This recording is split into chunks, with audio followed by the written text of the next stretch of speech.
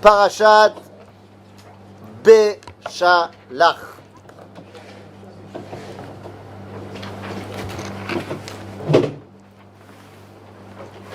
Donc, la vérité c'est que c'est pas plus mal. Bon, si c'est mal, mais j'essaie de me trouver des réconforts. C'est pas plus mal qu'on n'ait pas étudié la semaine dernière, parce que, en fait, la parashat Beshalach est la suite de la parasha. Beau. Bah, oui et non. C'est la suite du milieu de la parasha de Beau. C'est-à-dire que la parasha de Beshalach, c'est juste après la fin de Makat Bechorot. Bon, mais sauf que dans la parasha de Beau, il reste encore le 12e et le 13e chapitre, qui sont Keilou, genre entre les deux. Bon, en fait, c'est pas entre les deux, c'est toute l'histoire du Korban Pessah, tout ça, machin, machin, mais... Qu'est-ce qui se passe? Je suis Bereshit. Tout va bien. De toute façon, il est fait.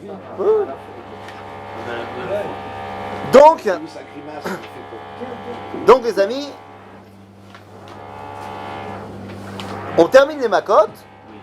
Pharaon nous a libérés. Et d'ailleurs, on n'a pas fait ça cette année, mais on l'a déjà fait ensemble. On a déjà vu que Pharaon nous a libérés parce qu'il a compris que Béhémet, Am Israël, il valait le coup. Il a compris, au bout de 10 Makot, que c'est bel et bien par le peuple juif que Dieu a décidé de libérer son peuple et de se dévoiler par son peuple. Donc, En Malasot, Pharaon a compris que ça doit passer par le Ham Israël. Ok? Qu'est-ce qu'on fait avec ce marteau? Pour la construction. Hein? C'est pour la bonne cause. C'est pour la bonne cause. Hein? C'est ça. Donc, On arrive au toit. ça y est, on arrive au toit? Ouh là là. Alors, par contre, toi, vous faites partie du board. Ne faites pas l'erreur de l'empressement. Non, mais je te parle pas de la construction. La construction, elle se passe très bien. Mais l'erreur de l'empressement, il est sur une fois que c'est fini, mais pas vraiment fini. Toi, c'est fini, mais il manque là une ampoule, et il manque là un coup de peinture et tout ça. Quand ça finit, ça recommence. Il faut finir. Parce que l'ampoule qui va manquer, elle va manquer après pendant 7 ans. Avant que quelqu'un se dise que peut-être qu'il manque une ampoule. Mais on passe dans une autre dimension, c'est la chute. Quoi? On passe dans une autre dimension, on a déjà un plein temps ici, qui vont gérer et tout, donc si tu veux, ce sera plus facile à gérer une grande cinéma qu'une petite. Peut-être. Mais couper le ruban, c'est quand c'est fini. Ceci déjà, on attend. Pas comme la ligne Tel Aviv-Jérusalem. Exactement. Voilà, elle marche maintenant, ça y est. Il paraît même qu'il y a des gens qui font des interviews dans le train. Oui. Je te jure. Donc, Pharaon nous a laissé partir. Ça y est. Parce qu'il a compris et accepté que c'est par nous que ça allait passer. Comment je sais qu'il a bel et bien accepté? Comment je le sais? C'est forcé, hein. C'est forcé. Non? Non, il n'a pas été forcé. Jusqu'au dernier moment, elle aura couru après. C'est pas... Il n'a absolument pas été forcé pour une raison très simple. Dès le départ, Il dit ma cote, c'est pas forcé. non. Ça va, c'est bien. Tu sais pourquoi? Je vais te dire pourquoi. Dès le départ, Pharaon sait qu'il n'y aura pas de Maca 11. Ah, dès le départ. Puisque, dès le départ, on nous dit, Dieu va dire à Moshe de lui dire, Shlach et ami ve'ya'avduni, laisse partir mon peuple qu'il me serve, ve'immaen ata leshalea, et si tu refuses, inne anochi oreg et bincha bechorecha. Je vais aller jusqu'à tuer ton premier-né. Donc Pharaon sait que ça va jusqu'à la mort des premiers-nés. Ça va pas plus loin. Il a passé le cap de la mort des premiers-nés. Pharaon sait qu'il n'y aura pas de Maca 11. Donc, s'il n'avait pas envie de les laisser partir, c'est bon. Pars pas. Ah, tu dis que Dieu il dit à Moshe de dire un truc à Pharaon et Moshe ne lui dit pas. Bah, à qui il s'adresse? Ve'immaen atal leshalech. qui on parle. C'est pas Moshe qui parle. C'est-à-dire, donc, forcément qu'il a dit ça à Moshe pour le dire à Pharaon. Donc, si vous voulez, si Pharaon nous a laissé partir après la Makat Bechorot, c'est pas parce qu'il avait peur de se prendre encore un truc encore pire, mais c'est parce qu'il a intégré le fait que Béhémet, la source de bénédiction, c'est Israël et c'est pas lui. D'ailleurs, il leur demande Krou, tsu, krou et tzonechem kasher dibartem valechu, ou berachtem gam oti. C'est-à-dire qu'il voit dans le peuple juif une source de bénédiction. Zéou, Chazar Bitchouva. Il nous a laissé partir. Et ça lui a pris 10 macotes. C'est quand même contradictoire tous ces trucs-là, parce que Quoi? il nous a laissé partir, il a été comment, charnéard, et Non, puis après, attends. après il leur court après. Attends, après je sais pas. Pour l'instant j'en suis à jusqu'à maintenant. Le fait qu'il faut les charnéa et paro, c'est normal. Mais c'est normal, Rabotai. Mettez-vous 2 secondes à la place de Pharaon. Il occupe quel poste, Pharaon, là en ce moment? Enfin avant les macotes. C'est suprême, le plus haut. Et c'est-à-dire le chef du monde. Oui, c'est ça. Il est le responsable de la bonne marche de l'univers. C'est une responsabilité énorme. Moshe vient et lui dit, écoute, tu sais quoi? La force de travail du pays, qui fait que ce pays peut être la première puissance du monde, on te demande maintenant de l'arrêter, de nous la donner. En d'autres termes, Moshe il demande l'effondrement de l'Égypte. Donc c'est ça. Il va perdre la bracha. Les Bnei Israël qui partent, c'est l'effondrement de l'Égypte. Voilà, je mets le pied, comme ça bougera pas. La moindre des choses, c'est que Pharaon n'accepte pas. Pourquoi tu veux qu'il accepte? Il a raison de ne pas accepter. Il a totalement raison de ne pas accepter. Pas chaud. Mais dans quelle mesure il a un libre arbitre? Puisque Hacham, il va endurcir son cœur, ainsi que celui des Égyptiens. Donc, alors, à ce moment-là, il a levé cette... Ça, c'est une marloquette, mon ami, entre le Rambam et Rabbi Ovadia Sforno. Pour le Rambam, le fait qu'il lui a endurci son cœur, c'est pour lui laisser son libre arbitre. Bah oui. T'imagines, tu te balades dans la mer et tout d'un coup tu vois le fleuve en sang, tu vois les sauterelles, tu vois truc. Un mec normalement constitué, il dit ok c'est bon. C'est bon. Mais Dieu il veut pas qu'il dise ok c'est bon parce qu'il est impressionné par la puissance de Dieu. Il veut qu'il soit d'accord avec ce qui est en jeu. Et donc Vayechabed Tlev Paro, pour qu'il soit capable de résister aux sentiments qui marchent avec sa tête. Et pas avec oh c'est trop dur. Pour Rabbi Ovadia Sforno, ça veut dire qu'il lui a pris son libre arbitre. Ça va. Mais le Rambam n'avait pas du tout cet avis. Donc, ça veut dire quoi? Et ça veut dire une chose très importante. Pharaon, c'est normal qu'il ne laisse pas les Bnei Israël sortir. Et si tu veux sortir, il va falloir me prouver pourquoi tu mérites de sortir. Et une année, on avait fait toutes les macotes pour expliquer c'est quoi l'argumentaire à chaque fois. Et au final, Pharaon dit ok. Ok. Je vous le répète en super condensé. Ok, quoi? Ok, je comprends que c'est par vous que le dévoilement de Dieu il doit passer. Et non plus par moi. Alors je vous le refais en très très rapide. C'est ça qui n'est pas compréhensible. Pourquoi pas? Qu'est-ce qui peut expliquer le fait qu'il leur court après, justement, après leur avoir donné leur J'ai dit permission de après, sortir? je ne sais pas encore, 2 secondes. Ah ouais, mais c'est là, nous on connaît l'histoire. Zrizim Makdimim. Tu vois, Ok. ça c'est le prina des tzadikim. Tu vas aller trop vite. Les athlètes. C'est pas que je vais aller trop vite, j'essaie de... On va y j'essaie répondre. On va y d'avoir répondre. un truc Non mais attends. L'incohérence que tu amènes, elle est normale. Et je vais y répondre. J'essaie de comprendre. Non, t'as raison. On va y répondre ce matin. Mais je dis juste 2 secondes. D'abord, comprenons comment il a été convaincu. Alors, je ne vais pas vous refaire tout le truc en long, en large et en travers, mais en 2 minutes. Le premier argument de Pharaon pour dire vous n'avez pas à sortir, c'est que on est pareil, vous et moi. Pourquoi est-ce qu'on se séparerait? Et Moshe vient lui expliquer par les 3 premières plaies que nous ne sommes pas pareils à lui, que nous sommes les descendants de Abraham, Yitzhak et Yaakov. Chaque plaie, la 1, la 2 et la 3, viennent expliquer que nous avons hérité des qualités successivement de Abraham, de Yitzhak et de Yaakov.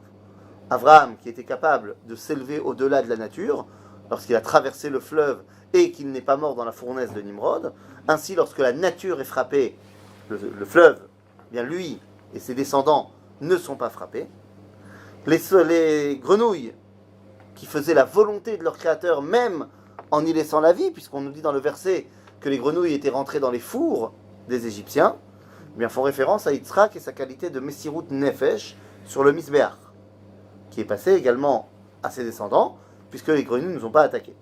Et enfin les Kinim, c'est très clair, puisque Yaakov dira le jour de sa mort, ne m'enterre pas en Égypte, parce qu'un jour, la terre d'Égypte deviendra des poux, et ça va me gratter dans la momie. En d'autres termes, nous dit Rashi, la deuxième explication, enfin la troisième, c'est je ne veux pas qu'on fasse de moi une idolâtrie. Et effectivement, quand il y a eu la plaie des Kinim, eh bien, les Égyptiens ont dit Etzba Elohim hi. Ah, ça, c'est Dieu. Donc, cette qualité de dévoiler le divin est la qualité de Yaakov qui a été transmise à ses enfants. En d'autres termes, les 3 premières plaies nous disent nous sommes différents des Égyptiens puisque nous sommes les descendants d'Abraham, Yitzhak, Yaakov. Très bien. Mais, nous dit Pharaon, oui, mais d'accord, mais vous êtes liés à nous. C'est vous qui avez décidé de venir chez nous. À quelle époque? Il y a 200 ans. Yosef. Donc la 4e plaie vient montrer est-ce qu'on est véritablement lié à eux. Et cette 4e plaie, c'est la plaie du mélange, Arov, Irbouv. Est-ce qu'on est mélangé à eux? Et on voit que non. Yosef ne nous a pas mis en Égypte, il nous a mis à Goshen.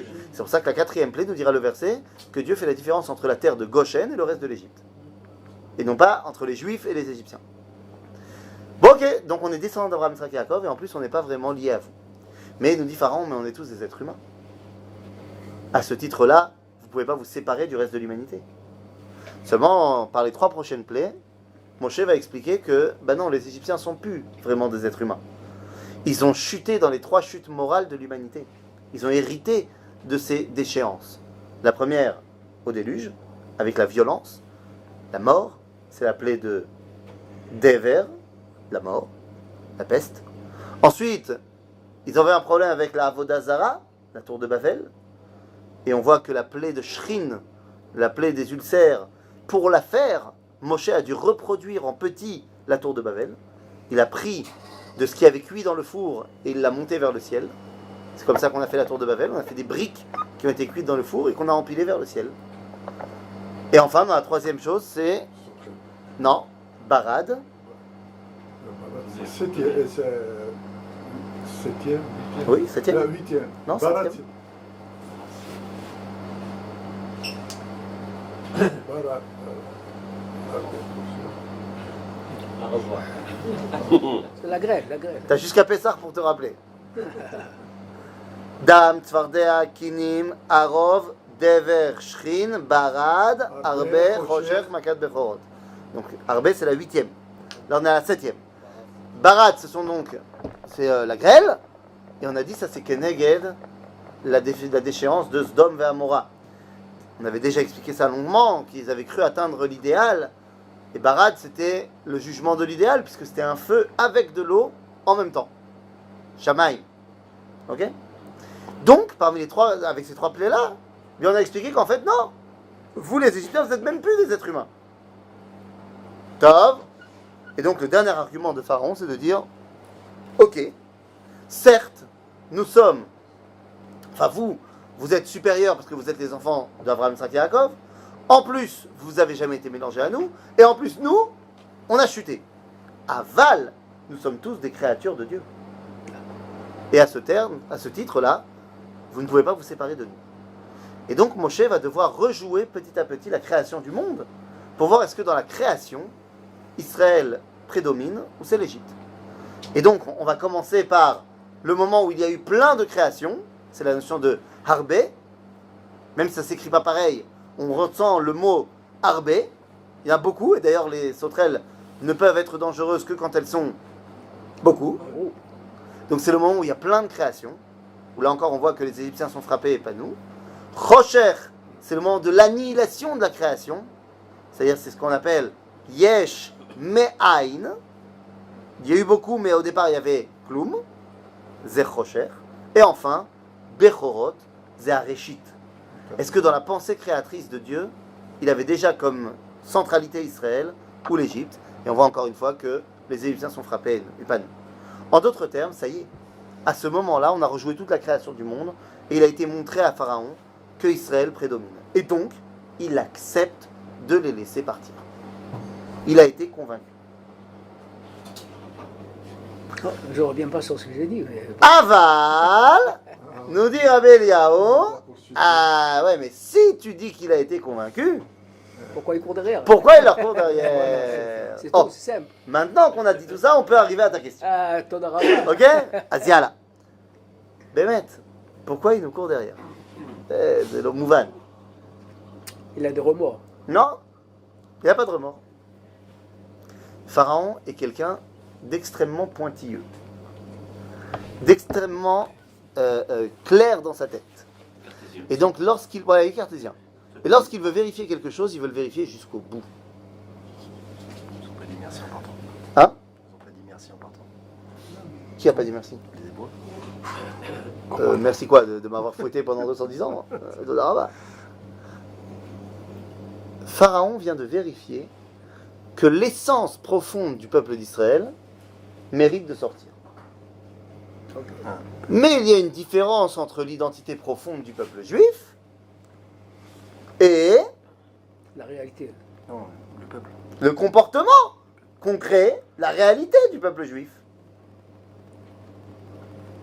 Parce que je vous rappelle qu'en Égypte, les Bnei Israël, c'est moyen en termes de tzidkout.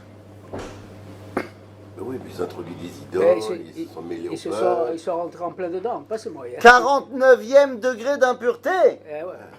Nous dit le livre de Yecheskel, chapitre 20, qu'on est tombé dans toutes les dépravations de l'Égypte. Et je vais pas te faire un dessin, mais c'est pas bien. Et d'un autre côté, on dit qu'ils ont gardé les noms, ils ont fait ceci et cela. Non, t'as pas compris, c'est pas d'un autre côté. Ils ont gardé 3 choses. Ah, ben voilà, Ouais, c'est génial, tout le reste, c'est des Égyptiens. C'est-à-dire qu'ils s'habillaient encore avec une kippa, ils s'appelaient encore Goldberg, voilà. et ils parlaient encore yiddish. Benamou. Benamou. Ouais, chez vous c'est Benamou. C'est vrai? Alors, je vais te donner 2 exemples. Un exemple ashkénaze et un exemple séfarade, qui sont tous les 2 tirés du cinéma. Il y avait un film, je sais pas de quand il date, avec Brad Pitt qui s'appelait Snatch. Et le film s'ouvre sur un groupe de trafiquants de diamants et d'argent à Anvers, qui sont tous Les juifs. payés, chapeau, barbe, ce que tu veux. C'est-à-dire, ou à Anvers ou à New York, je ne me rappelle plus où ça commence. Ok? Pourtant, le mec il s'appelle Finkelstein, il parle en yiddish et il est habillé comme un super rabbin. Et c'est le plus grand des truands. D'un autre côté, c'est un cinéma qui vient de la France, qui nous met en scène un monsieur qui s'appelle Serge Benamou et Patrick Abitbol et Eddie Vuibert. Et ils ont tous un chai, et ils parlent tous avec les mains, et ils sont tous Shabbat et Shabbat. Et il paraît que la vérité, si je mens, c'est pas des tzadikim. Il est truand plutôt, oui. Donc, tu es en train de me dire, en Égypte, ils avaient la grosse magaine, avec les poils qui sortent de la chemise ouverte parce qu'il fait chaud. Forcément. Là, Bah attends, ouais. ça c'est pas drôle. Ils parlaient avec des mots en arabe dedans parce que sinon ça le fait pas. C'était Rasra toutes les 5 minutes, ou c'était Dahka, il y avait la Dame Haute, ce que tu veux. On a évolué depuis. Non, je pense pas. C'est pas On est On peut tous se pareils. révolter là. Mais quoi? Faut le défoncer là. Mais c'est vrai, je suis le premier à kiffer la boutargue. Bah oui. Elle m'a la saute. Quand c'est bon, c'est bon. Maintenant, donc tu dis, ils avaient gardé leur langue, leurs habits et leur nom, ça fait pas d'eux des tzadikim. Hein. Ça fait d'eux des gens qui pourront un jour sortir de leur dépravation. D'accord? Mais c'est pas parce que tu as continué à t'appeler comme tu es à bout de boule que tu es forcément un tzadik. C'est pas parce que tu dis sur la Torah d'Israël que tu es un tzadik. Et c'est pas parce que tu as une grande chaîne avec marqué ton nom en hébreu que tu es le plus grand des tzadiks. Tout le reste, à part ces trois trucs-là, ils étaient pourris. Asmar Patli, qu'ils parlent en yiddish s'ils vont faire la Avodazara. Ils le font en yiddish. Nounou. Mazozer. Donc, ils étaient pourris. Et à ce titre-là, Pharaon, il dit, hop. Ils ne sont pas méritants. Ils ne méritent pas plus que nous, concrètement. Alors pourquoi il a attendu 3 jours? Mais il a attendu pour une raison très simple. 3 jours, c'est Chazaka. 3, c'est Chazaka. C'est-à-dire, c'est une réalité. Il vient de les libérer. Tant qu'ils étaient esclaves, ils ne sont pas responsables de leurs actes. Un esclave, il n'est pas du tout responsable au niveau halachique. C'est son maître qui décide. Donc tant qu'ils étaient esclaves, ils étaient pourris. Mais Pharaon il dit ok, mais je ne peux pas les juger en tant que tels. Ils sont esclaves. Ça fait 3 jours qu'ils ont été libérés. Ils ont donc Chazaka d'être des hommes libres. Et regarde comment ils continuent à se comporter.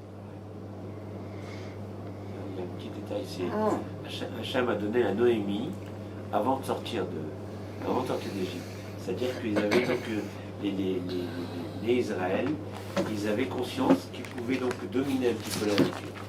Donc ils étaient en partie un petit peu libres. Ils avaient déjà... Attends, excuse-moi. Tu es en train de me parler de la néoménie, Oui. de Kiddush HaChodesh, Oui. et en cela, il domine la nature. Pourquoi tu dis qu'il domine la nature? C'est-à-dire qu'ils dominent le temps. Ils dominent le temps. C'est-à-dire qu'ils ont conscience de ce temps, et donc ils arrivent à dominer ce temps. Tu es en train de me dire que... Décider. Attends, Chine. À décider à quel moment... Tu es en train de me dire que les Égyptiens n'avaient pas de notion du temps? C'est Hachem qui donne ce mot-là. Donc il a fait réaliser donc, que ça existe. Je comprends pas ce que tu dis. Hachem nous dit qu'il faut changer de calendrier. Ouais. Ça, c'est une réalité. Il faut changer de calendrier.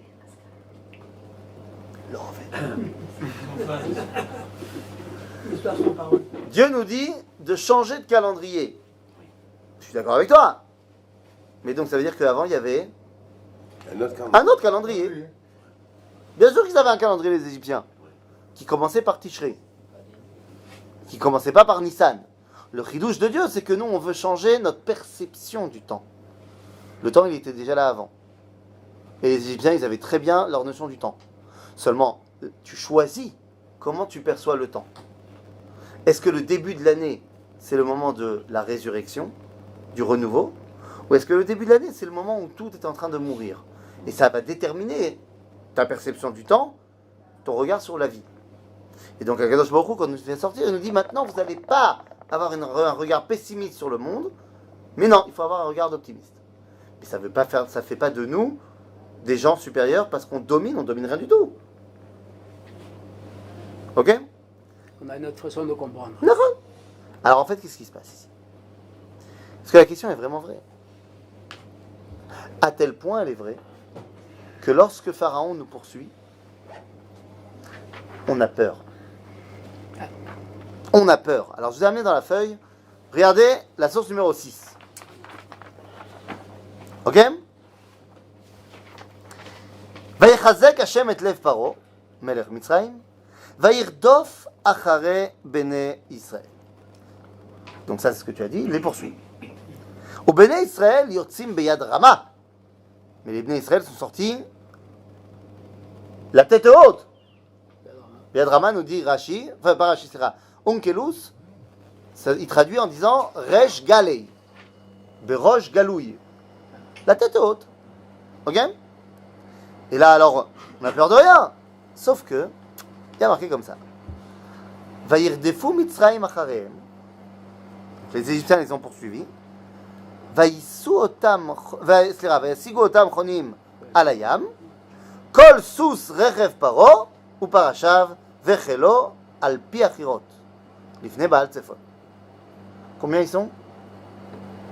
L'armée égyptienne qui poursuit 600. 600 et 3 par truc, ça fait 1800. 600 chars. 600 chars. Disons qu'ils sont peut-être 2 ou 3 par char. Allez, 2000. Quoi Shesh Meod Rechev Bachour, c'est dans la paracha. Disons qu'ils sont 3, il n'y a pas marqué, mais disons. Allez, 2000 personnes. Ils doivent avoir aussi peut-être des fantassins un petit peu. Allez. Quoi Ceux qui n'avaient pas de chat, mais qui avaient. Oui, qui couraient. Non. La cavalerie, c'est quelque chose qui est beaucoup plus tardif dans les guerres humaines. On n'a pas encore la technique d'être sur le cheval et de se battre sur le cheval. La cavalerie est quelque chose qui va apparaître seulement beaucoup plus tard. Non, pas dans les westerns non plus, il ne faut pas exagérer. Hein? Non, tu l'as poussé un peu loin aussi. Déjà, Alexandre avait de la cavalerie. En Occident, on va oublier ça. C'est-à-dire que le Moyen-Âge va arrêter la cavalerie parce que les armures des chevaliers est trop lourde. Mais bon. Est-ce qu'Abraham avait des chars? Des chars? Oui. Non. Non, mais il y a une différence entre la cavalerie, c'est-à-dire tu montes sur un cheval et tu te bats sur le cheval, et tu es sur le char tiré par des chevaux. Je dis que la cavalerie, c'était quelque chose qui n'était pas utilisé. Les chars, oui, bien sûr, parce que justement, tu as un conducteur qui se concentre sur la route, et il y en a d'autres qui sont là avec leurs arcs, leurs lances, machin. Mais c'est beaucoup plus dur de conduire et de se battre en même temps. Donc la cavalerie n'était pas utilisée en Égypte. Mais par contre, tu avais des gens à pied. Ça oui, donc les armées. Donc disons qu'il y avait 2000... hein? Faut les amener sur place. Oui, non, mais disons que tu avais 2000 personnes en char. Disons que tu avais le double. Disons que tu avais le double de soldats. 5000 personnes. On est 600 000. Je veux dire... Ouais, mais ils avaient des armes quand même. C'était des guerriers. En face, c'était pas des guerriers. Je veux bien que ce n'était pas des guerriers, mais tu comprends que bon. Et puis Chutz misé que nous aussi on a des armes, puisqu'il y a marqué Vechamushim alou bene Israël. Donc on est aussi armés. Et même si on est moins bien entraîné, tout ça, 600 000. Donc, ok, tu sais quoi, ils vont réussir à nous en tuer 20 000. Mais au final, on va battre les 5 000. Ok? Mais il y a une question qui pointe là. Comment ça se fait que le nombre, malgré le nombre, ils ont eu peur? Ah, c'est ça le truc. Tu comprends? C'est ça le truc. Alors regardez comment Parce que continue le finalement, verset. c'était des zombies. Non, regarde le verset. Ou paro écrive. Vous savez quoi ou paro écrive? Il s'est battu. Non. Itkarev. Ah. Mais tu as raison que c'est une notion de combat, de crave. Et tu as raison aussi, même si tu l'as pas dit, que c'est une notion de... Comment on dit léakriv? Léakriv, c'est quoi dans la Torah? Korban. Approcher. La notion de léakriv, parce qu'on aurait dû dire ou paro itkarev. Ou paro ikriv, il y a cette notion de korban qui est dans l'histoire. De quoi parlons-nous? Et là, on nous dit, vous paro ikriv, vaïsou bene Israël et enehem, veine mitzrayim noseh acharem, vaïreu meod. Et ils ont eu très très peur. Si on dit qu'ils sont sortis armés, Pourquoi ils ont eu peur? ça devient incompréhensible. Bah oui. Donc, s'ils sont armés, qu'ils sont beaucoup plus nombreux, qu'est-ce qu'ils s'en fichent de voir 5000 Égyptiens qui les poursuivent? Ouais. Ils vont en faire qu'une bouchée. Les autres, ils sont 210 ans d'histoire. Ok, nous. Non, je veux bien qu'il y ait le poids de l'histoire. Mais j'aurais accepté que tu me dises ça s'ils n'étaient pas partis armés. Mais c'est des esclaves. Tout ça j'entends, ils sont plus moins des esclaves, préparés, c'est plus des esclaves. ils ont d'abord, venez on remet les choses en contexte. D'abord, ça fait longtemps qu'ils sont plus esclaves. Exactement. Pendant toute la période des plaies, ils étaient plus esclaves. Que ce soit 6 mois ou 1 an et demi, de toute façon, ils ont eu le temps de se remettre un peu dans le bain. Deuxièmement, ils ont pris des armes avec eux. Troisièmement, oui, ils sont moins entraînés, bien sûr. Ils vont avoir plein de pertes. Mais au final, on va gagner. Et donc, pourquoi est-ce qu'ils ont peur? Eh bien, quand on regarde les versets qui sont un petit peu énigmatiques, eh bien, on est obligé d'aller se réfugier un petit peu dans le Midrash. Car le Midrash nous dit qu'est-ce qui s'est passé. À ce moment-là, j'ai amené ici... où est-ce que je te l'ai amené? Je ne l'ai pas amené, je l'ai amené. Non. Je Je te l'ai pas mis, alors je vais te le dire comme ça. BLP. Dis Midrash la chose suivante. Rashi reprend le Midrash. Il dit que lorsque les Égyptiens sont arrivés, il n'y a pas marqué Vaïrou, Vaïsou ben Israël, et Enehem, Veine Hamitzrim Nos'im Acharehem. Il y a marqué Veine Mitzraim Nosea, au singulier. D'autre part, il y a marqué qu'ils ont levé les yeux. La Set Enaim, ça veut dire lever les yeux vers le ciel. Et ils ont vu l'Égypte. Me dit le Midrash qu'ils ont vu l'Égypte. Ils ont vu dans les cieux l'ange représentant l'Égypte, ce qu'on appelle Mitzrayim Saba, c'est-à-dire le concept spirituel qu'est l'Égypte dans les mondes supérieurs, rentrer dans le tribunal céleste et dire à Dieu Ahem, ahem. Ils sont en train de sortir des îles, mais Elou Ovdei Avodazara, nous les Égyptiens, nous sommes des idolâtres. Aval Elou Gam Ovdei Avodazara. Ils ne sont pas meilleurs que nous. Madoua ata me'abed Elou mipene Elou. Pourquoi tu fais gagner cela, fais perdre cela par rapport à cela? Est-ce qu'il a raison de dire cela? Il a raison. Eh bien, parce que de toute façon, totalement. Nous sommes pourris, eux sont pourris. Pourquoi est-ce que ce serait nous qui gagnerons? Et c'est une vraie question qui fait peur à tout le monde. Parce qu'effectivement, c'est Nachon. Pharaon poursuit les Béné Israël. Tu sais pourquoi? Parce que Pharaon, c'est un Talmid Chacham. Et Pharaon, il a étudié la lettre 555 du Rav Kook. C'est évident.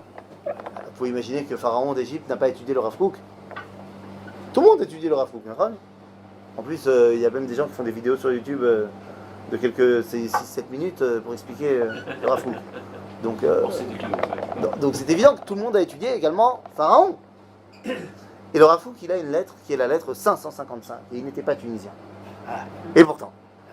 Et dans cette lettre 555, le Rav Kook, Yigret Takana, nous explique qu'il y a deux dimensions de Kedusha dans le peuple juif.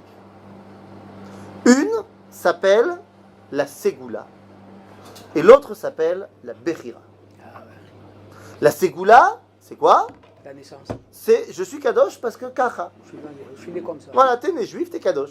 Ça vient de qui? Des parents? Non. De Abraham, Yitzhak, Yaakov. Ah ouais, mais c'est d'accord, mais enfin, c'est la naissance. C'est pas parce que tes parents c'était des gens bien. C'est parce que tu es le descendant d'Abraham, Yitzhak et Yaakov et que Dieu a fait une alliance avec eux. Ok? Ça, c'est la Ségoula.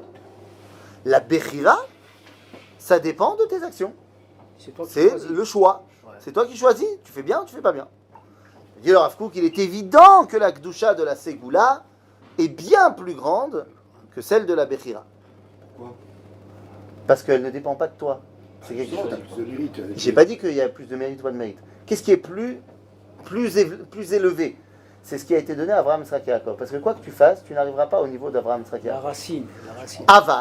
Aval, bien que la Ségoula soit plus grande, Dieu a prêté un serment comme quoi dans ce monde, la Ségoula ne pourrait se dévoiler que par l'intermédiaire de la Bechira. En d'autres termes, t'es né juif, t'es kadosh. T'es un pourri, t'es quand même kadosh à l'intérieur, mais Chaval, tu le dévoiles pas, et en plus, la Kedusha, due à tes actions, bah tu l'as pas.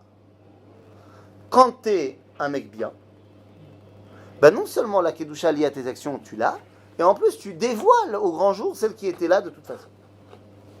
Ok? Donc, nous dit Pharaon, les 10 plaies ont montré la Kedusha de la Ségoula, de votre identité profonde. Il est temps maintenant de vérifier la Kedusha de la Bechira. Est-ce que, au niveau de vos actions, vous méritez de sortir d'Égypte? Parce qu'il y en a qui sont nés juifs, mais qui font rien de juifs. Ah bah oui. Voilà. Est-ce que vous méritez votre sortie de l'exil Ils sont ou pas? là, mais zéro. Et c'est donc pour ça que maintenant Pharaon les poursuit. Est-ce que vous méritez au niveau de vos actions? Et là, franchement, ben, le bilan est pas beau.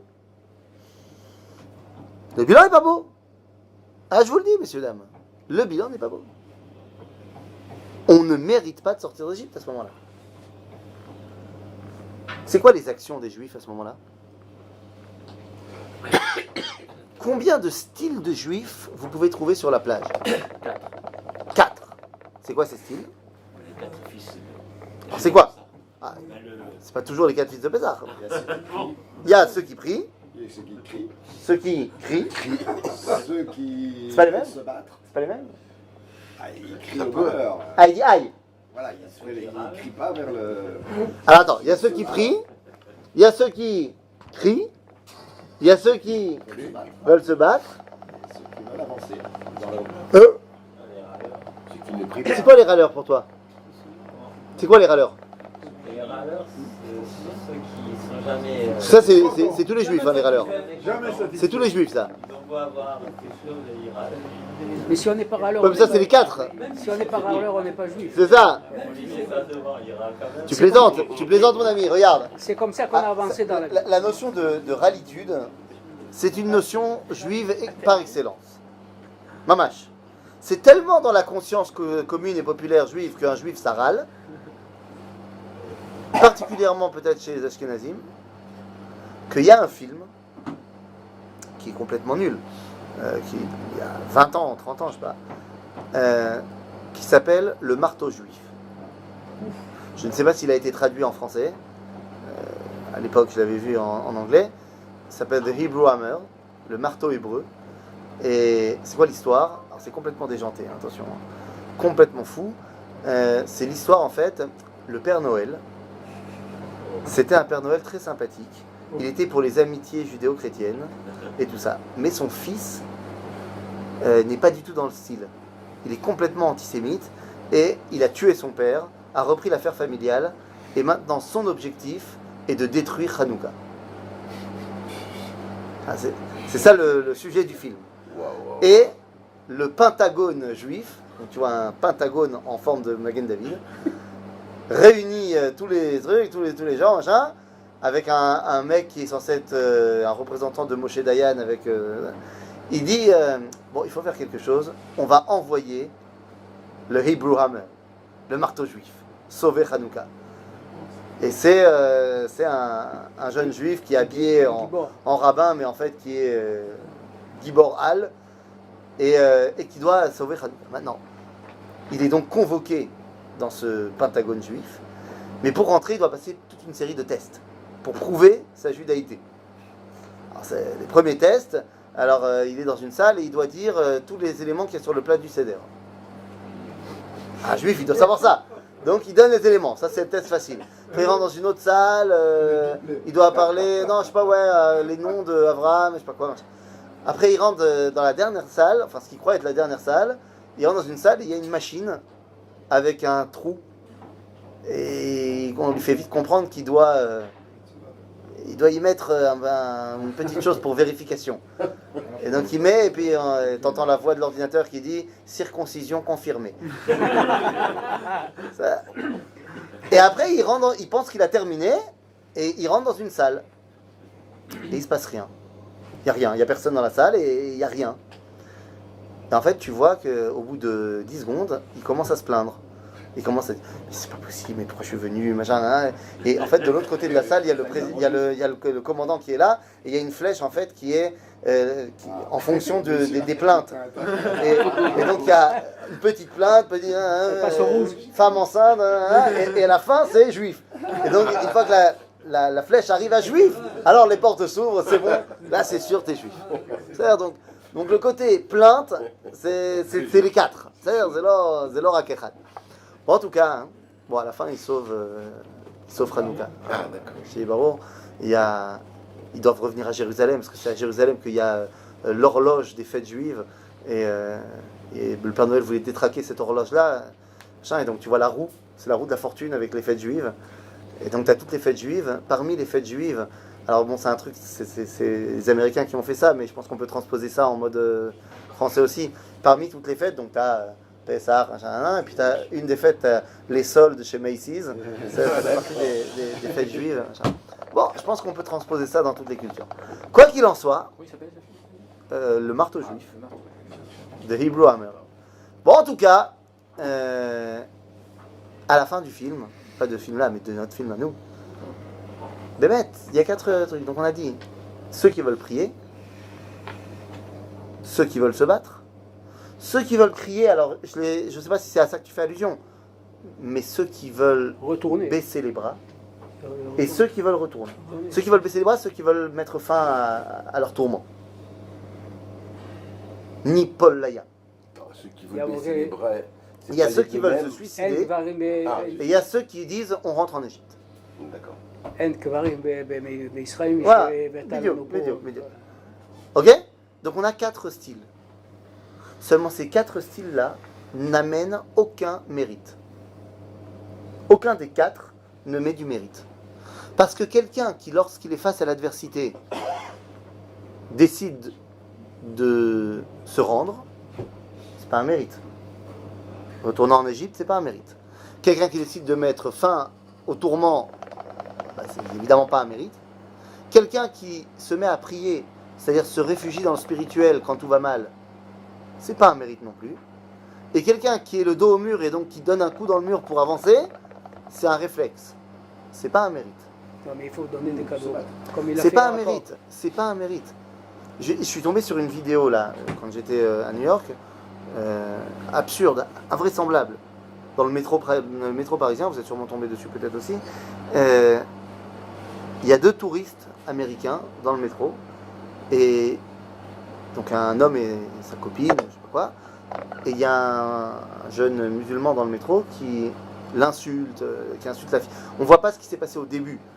Mais on voit l'insulte. Je vais te tuer, je vais te faire mal et tout machin. Tu comprends pas, je vais t'éclater, tout ça machin. Et les 2 sont stoïques. Genre, on le regarde pas machin. À un moment donné, il lui met une grosse paf à la fille. Et c'est seulement à ce moment-là que le copain il intervient. Ben non, il n'y a pas de mérite. T'as eu un réflexe. Ça fait 1 heure qu'il lui tourne autour et qu'il l'insulte. Et toi, tu fais rien. C'est l'homatim. C'est le réflexe. Bon, ça montre que t'es pas complètement endormi. Mais c'est pas un mérite en soi. Donc les 4 styles de juifs qu'on trouve là, c'est pas un mérite. À ce moment-là, Moshe, qu'est-ce qu'il fait? Il prie. Qu'est-ce qu'il fait? Il y a marqué ici, il est. Vaïtzaku bene Israël el Hashem. Vayomer Moshe el Am. Al tiraou. 7. 7.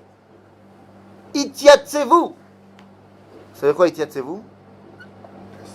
Gardez-vous. Soyez prêts. C'est à qui il dit ça? Reprenez-vous. À qui il dit ça? Ceux qui veulent se battre. Non.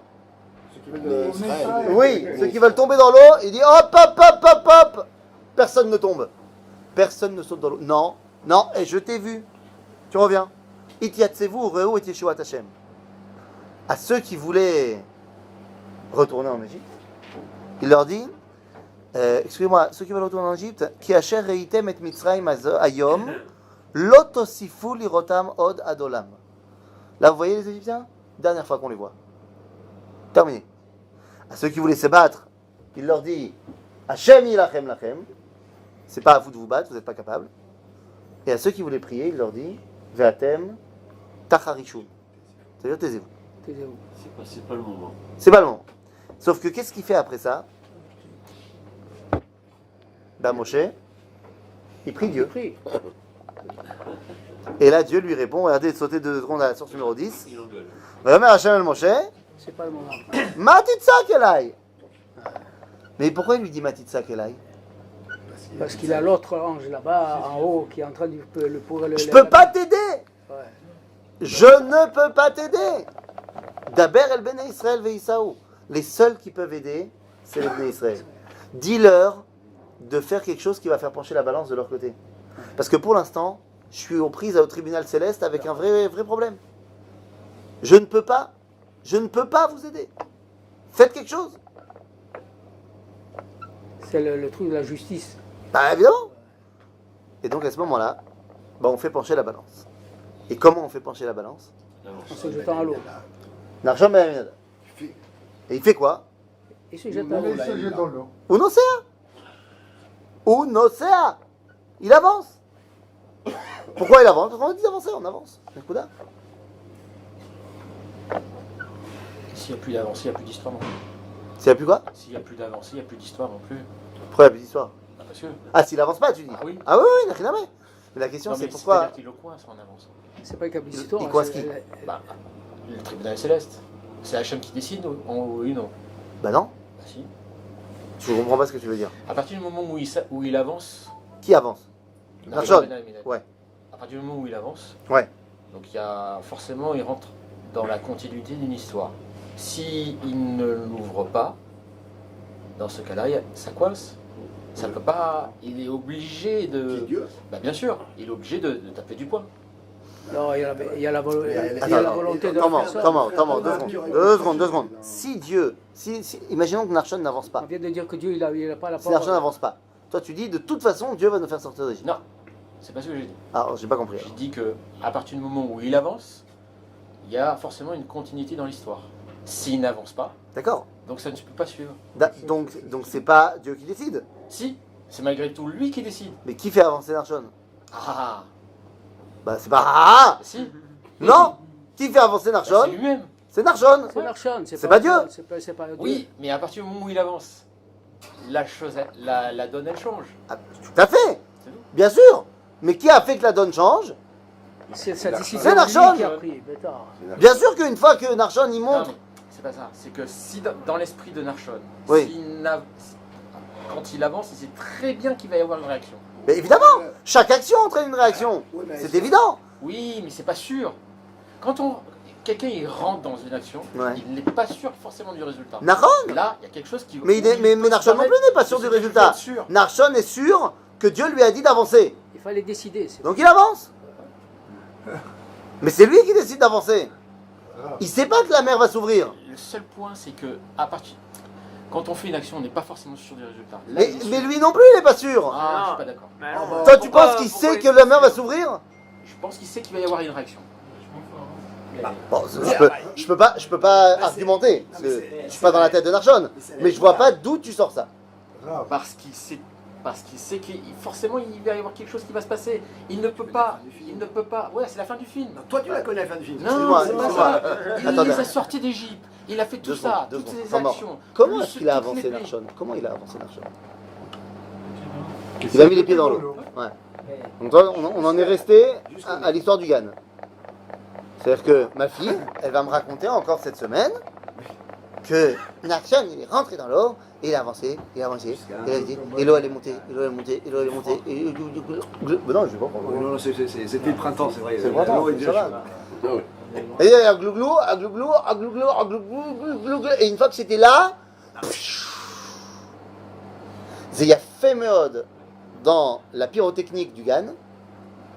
Je sais pas du tout si j'arrive à représenter la chose suivante. Parce que Narshon, il n'est pas bête. Il fait pas partie de ceux qui ont dit on se jette à l'eau et on va mourir. Qu'est-ce que ça veut dire Narshon, il est rentré dans l'eau? Narshon, c'est pas n'importe qui d'ailleurs. Narshon, c'est le chef de la tribu de Yehuda, qui est le chef des Bnei Israël. Donc si Narshon il fait un truc, il y a de fortes chances qu'il y a plein de monde qui l'ont suivi. Ok? Et donc Narshon, quand il a dit on y va, qu'est-ce qu'il a dit? Il a dit bon les gars, allez vous me ramassez des rondins de bois, vous prenez des cordes, allez on fait des radeaux, c'est parti, on y va. Dieu il a dit on avance. On avance. Il savait pas qu'il allait avoir le miracle, mais il sait qu'il faut avancer. Non, il sait qu'il va se passer quelque chose.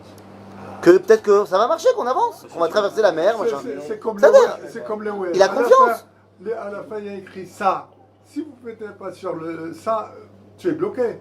Alors, le West, Ouais, à la fin, on Oui, ça. programme, Ouais. il te dit ça. ouais. Si tu, Mais si t'as pas mis où tu veux aller, c'est fini. On y va, Exactement. on y va. François. non, c'est pas vrai. Dans le métro Parce de Lyon, que ça c'est- passe pas. d'abord, j'ai un grand problème avec Waze parce que Waze nous encourage Oh là à là. être des menteurs. Ouais, ouais. Toute personne qui utilise Waze est un menteur. Il doit montrer qu'il ne conduit pas. c'est Exactement, il a dit toujours qu'il ne conduisait pas, alors que c'est un menteur, c'est en général lui qui tape sur le Waze. D'accord, avant de commencer, il te dit est-ce que tu conduis? Tu lui as dit non. Tu es un menteur. Il sait qu'il faut avancer, mais il sait pas comment ça va se passer. Lui, il va avancer. Il va se passer quelque chose. Ça veut dire quoi qu'il va se passer quelque chose? Il y aura un Il va y miracle? avoir quelque chose qui va se passer. Peut-être que ce qui va se passer, c'est que tout simplement, Mais c'est on va pas, avancer. c'est pas seulement là qu'il décide quelque chose. Il a décidé aussi dans l'histoire de Moshe avec les filles quand il a transpercé Plus tard. Ouais, plus tard. Moi, Plus tard. Non, mais ça veut dire que c'est un homme qui prend des décisions. Mais Narshon, c'est un Narshon. Celui qui avance. Oui. Je veux dire, avec cette discussion sur Narshon, on est loin de la description que la Torah nous a donnée. Pourquoi? De ce qui s'est passé. Pourquoi? Ben, ce qui s'est passé, c'est quoi? C'est que d'abord, Hachem a commencé par mettre une séparation entre les Oui. Égyptiens et Tout à fait. Israël. Oui. Ça, c'est pour discuter. C'est pour donner le temps de Qu'il discuter. puisse pas se- Tout à fait. Ensuite, Toute la nuit. il a fait souffler un vent Oui. qui a asséché la mer. Ouais. Donc, cette question, cette discussion de Narshon, machin, c'est pas là comme ça que la Torah nous montre l'intervention. Mais le vent, il a peut-être soufflé à partir du Ah matin. ah. Rentrer. Tu m'obliges à rentrer dans le Midrash Tanchuma. J'étais dans le Midrash Rabbah, tu m'obliges à rentrer dans le Midrash Tanchuma maintenant. Eh ben, tu as raison. Tu dis qu'il y a eu Ruach Kadim Azza Kol Halayla. Toute la nuit, Dieu a fait souffler un vent. Ça laisse donc penser que les choses se font de manière... Sécurisant le peuple.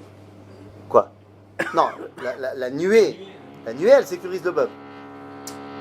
Le vent, c'est pas le vent, oui, mais c'est pas le vent qui sécurise le peuple. Non, la nuée de feu, elle fait que on a le temps. Ok. Et après, il fait souffler le vent. Ce qui laisse à penser que la mer s'est ouverte de manière... Naturel. je sais pas si naturelle, c'est Dieu qui fait souffler le vent. Mais de manière petit à petit. Progressive. Il y a tu dis, il y a un vent qui a petit à petit enlevé l'eau. Pas forcément. Alors, c'est quoi la notion de Roi Hazim Aza Kol Halayla? Oui. Pourquoi on a besoin de savoir qu'il a soufflé toute la nuit? Le vent peut souffler pendant un certain temps, arrivé à un certain moment, ça pète. Séparation. Non. Non, si c'est ça, alors ça c'est plus littéral. Parce que le verset nous dit justement que l'eau, elle s'est ouverte parce que le vent, il a soufflé toute la nuit. Ce qui a permis de créer un passage pour les Bnei Israël. C'est justement la notion de ça a soufflé toute la nuit. Ruach Kadim Aza Kol Halayla. Et qu'il y avait deux murailles de Mais chaque ça- côté. Ça, c'est une fois que c'est ouvert. Maintenant, pour que ça s'ouvre, on nous dit que ça a soufflé toute la nuit. D'un autre côté, dans le même verset, on nous dit Vayibak'u Amaim. Et Bekia, ça amène la notion de séparation immédiate. Et donc, c'est deux notions qui s'entrechoquent. Est-ce que c'est le vent toute la nuit ou est-ce que c'est pouf? Alors, ça rejoint, pour rejoindre cela, eh bien, il y a ces deux interprétations du Midrash qui te parlent, un, de Narshon, et donc l'histoire de Narshon te laisse à penser que c'était du pouf, alors qu'il y a une autre histoire qu'on oublie souvent de dire, que les premiers à avoir voulu rentrer dans l'eau, c'était pas Narshon, mais c'était la tribu de Le Bénémin. Ephraim, qui ont voulu rentrer, et ils ont dit, là, on y va. C'est-à-dire qu'on a deux façons de voir la Géoula. Est-ce que ça se fait léat, ou est-ce que tu attends que ce soit pouf? Mais dans tous les cas, que ce soit pouf ou de manière doucement, progressive, La décision des hommes. il y a une question qu'on n'a pas posée. Et Narshon, et les autres, pourquoi ils ont attendu tellement de temps avant de faire ce qu'ils ont fait? Pourquoi ils n'ont pas fait tout de suite en arrivant au bord de la mer? On avance. C'est pas évident de Parce rentrer que- dans l'eau. Pourquoi? Pour qu'ils soient en stress? Peut-être parce qu'ils pensaient qu'à Ça fait 3 jours qu'ils avancent. Ça fait 3 jours qu'ils avancent. Non, mais avant même que les Égyptiens soient bloqués. Quand ils arrivent devant la mer. Pourquoi ils n'avancent pas? Avant que les Égyptiens n'arrivent. Les Égyptiens vont arriver et Dieu va les bloquer. Moi, je te parle avant ça. Ouais, mais quand tu te trouves devant l'eau, tu hésites un peu. C'est Bah, Chanou Alayam. Quand fabriquer des C'est-à-dire, ils radeaux. sont arrivés, ils ont dormi. C'est-à-dire, le lendemain. Il s'est passé quand même 3 jours. Le lendemain, il fallait qu'ils attendent les instructions. Il fallait traverser un L'instruction, lac elle est pour simple, fabriquer on des avance. On avance. On avance. C'est pas ce qu'il a fait, moi je Ils n'avaient pas confiance en Dieu, peut-être. Non, c'est pas ce C'est pas qu'ils n'avaient pas confiance en Dieu. Parce que C'est pas qu'ils n'avaient pas confiance en Dieu, Rabotaï. Il y avait quelque chose qui les empêchait d'avancer. Le vent. Non. Non. Le vent, ça empêche d'avancer le vent. Pas de shoot. Côté, le désert. Non, bah, il y avait le désert à gauche et à droite, il y avait la mer devant. Mais il y avait quelqu'un il y a quelque chose qui empêchait d'avancer. Moshe. Prier. Moshe, il est devant. Donc Moshe, s'il n'avance pas, on n'avance pas. Mais C'est il a dit, pour ça. Il l'a dit. C'est quoi? Shaddai, il l'a dit. C'est quoi? Il les attendait les instructions de Moshe. Oui. C'est tout. C'est-à-dire qu'il y a quelqu'un qui les empêche, c'est Moshe. Et c'est pour ça que Dieu dit à Moshe, Daber el bene Israël veisaou. Regardez ce que dit dans la source numéro 11 le Meshech Chochma. Regardez ce que dit le Meshech Chochma. Meshech Chochma, il dit, Daber el bene Israël veisaou. Nire de mefaresh de chol bene Israël. Alchou achar Moshe ketzon babik'a achar aroe. Les bene Israël allaient derrière Moshe comme des moutons allaient derrière leur berger. Omnam bayam tziva akadosh baruch hu le Moshe sheisa achare העם. והמה באמונתם, בו ילכו בתוך הים, ובזכות הנסיעה שיבואו תוך המים, בים ייבקע להם הים. Dieu a dit à Moshe, tu peux t'écarter s'il te plaît, tu gênes. Tu vas te mettre derrière s'il te plaît, parce que tu n'arrêtes pas d'être là. Et les Bnei Israël, ils ne sont pas capables de prendre leurs responsabilités tant que tu es là. Parce qu'ils se disent, le rabbin, il est là, donc on n'a pas besoin d'agir nous. Le rabbin, il va agir. Tu vas les laisser agir maintenant. Tu vas les laisser agir parce que j'ai besoin que eux montrent qu'ils ont un niveau. J'ai besoin que eux montrent qu'ils ont un mérite. Que toi, tu es au-dessus de l'Égypte. C'est pas un débat, tout le monde le sait. Mais eux, ils ont besoin de le montrer. Donc fais-leur de la place. Donc pourquoi Pharaon nous a poursuivis? Pour qu'on soit capable de lui montrer qu'on mérite, pas seulement au niveau de notre essence, mais au niveau de nos actions, d'être ceux qui veulent dévoiler Akadosh Baruch Hu. Vemaase avot, Siman labanim. On ne peut pas attendre que le rabbin de la communauté il fasse. Il faut que la communauté, elle décide de faire. Il faut qu'on prenne nos responsabilités et qu'on soit ceux qui dévoilent Akadosh Baruch Hu dans le monde. Pas seulement que le rabbin il fasse son boulot, mais qu'on soit ceux qui dévoilent Akadosh Baruch Hu dans le monde. C'est-à-dire que par définition, on pense toujours que le rabbin c'est le plus intelligent, le plus apte. Et automatiquement on se met en retrait parce qu'on dit nous par rapport à lui, qu'est-ce qu'on, etc. On a un petit peu des complexes.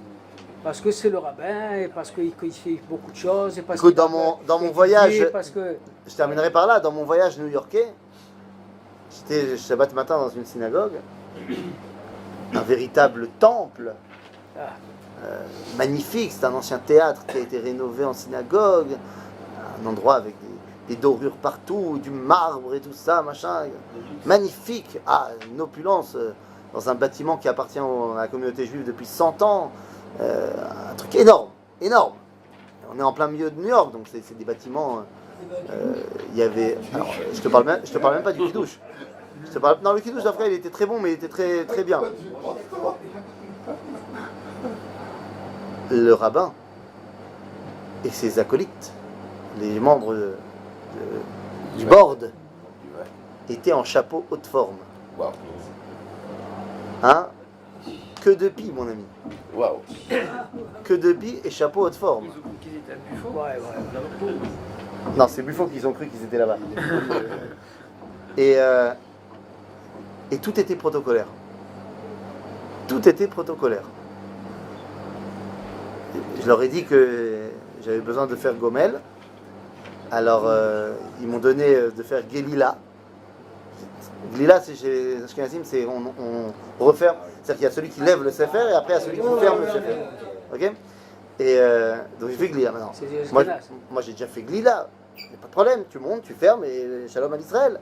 Ah non. Je devais faire partie du cortège protocolaire. Je devais m'asseoir devant tout le monde, sur les grandes chaises, devant toute l'assistance, et machin, et attendre et faire tout le tour avec le Sefer Torah, et machin, et bon. Sauf qu'il y avait également, et monté en maftir, le papa de la Brit Mila qui avait lieu ce Shabbat-là. Fait mort. Et donc à la fin, on lui a fait un Miché Bérach. Et les gens ont dansé de manière protocolaire. C'est-à-dire que personne ne s'est levé de sa chaise, de l'assistance. Seuls les gens qui étaient à côté de la bima ont fait un tour.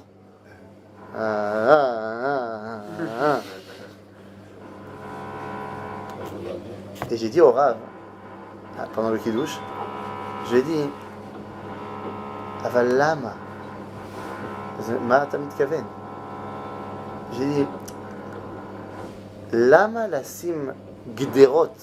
Pourquoi mettre des barrières à la simcha et de mettre des barrières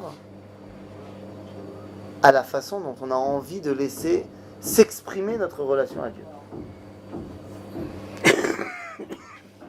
Il m'a dit, Roéani bedvarecha. C'est très comme ça. Roéani bedvarecha, chez Kvod Harav ba me'eretz Israël. Il m'a dit, on voit par tes paroles que tu viens d'Eretz Israël. אמרתי, למה?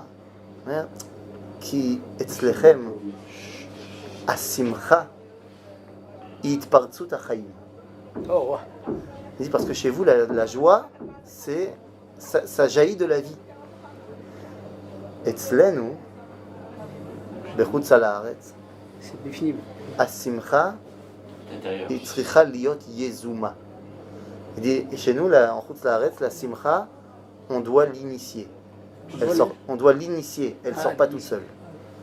Donc on est obligé de faire des trucs tac, tac, tac, tac, tac. Moshe, quand il était en Égypte, il était obligé d'être le rabbin qui cadre tout et qui donne le top départ de la danse et le top arrêt de la danse et le top truc, machin. Quand on sort d'Égypte, Dieu veut apprendre à Moshe la prina d'Eretz Israël. Laisse-les faire. Toi aussi tu vas danser, et tu danseras après. Tu te mettras derrière eux et tu danseras avec eux. C'est ce qu'ils ont fait, regarde où on est.